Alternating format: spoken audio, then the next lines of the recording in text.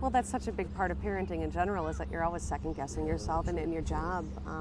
You know, your job as a mother is to protect your child from bad things happening to them, and yeah, I felt like I failed. Yeah. How didn't I know? How didn't I know that she was sick? Yeah.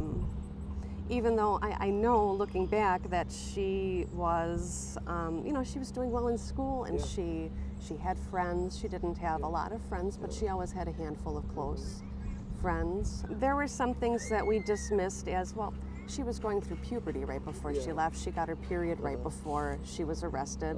So there were some things that we dismissed as maybe typical teenage girl behavior that weren't. Yeah. And that, I mean, knowing what I know now, Yeah.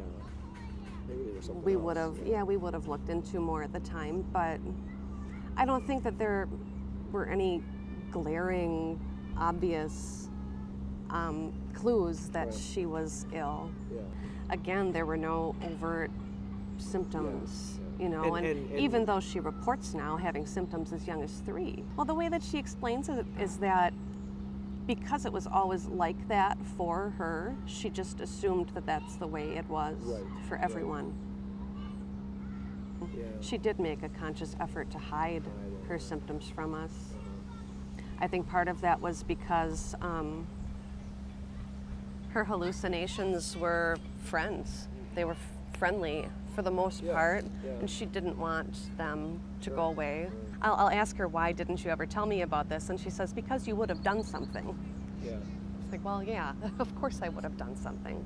The one thing that bothers me that's been so inaccurately reported about Morgan, and it even came up in court, is that she refused medication. It's 100% not true. She never refused treatment or medication. It was never offered to her, probably? Exactly. You can't refuse something that's not being offered to you. And the statement that so many, you know, news sources have reported on, I mean, it's just not true. Okay. She never refused treatment.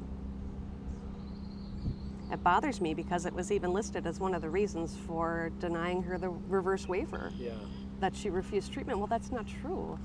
She made a statement to her doctors that she didn't want to take medication because she didn't want to go she didn't want her friends to go away, but that's not refusing treatment. No, that's completely different.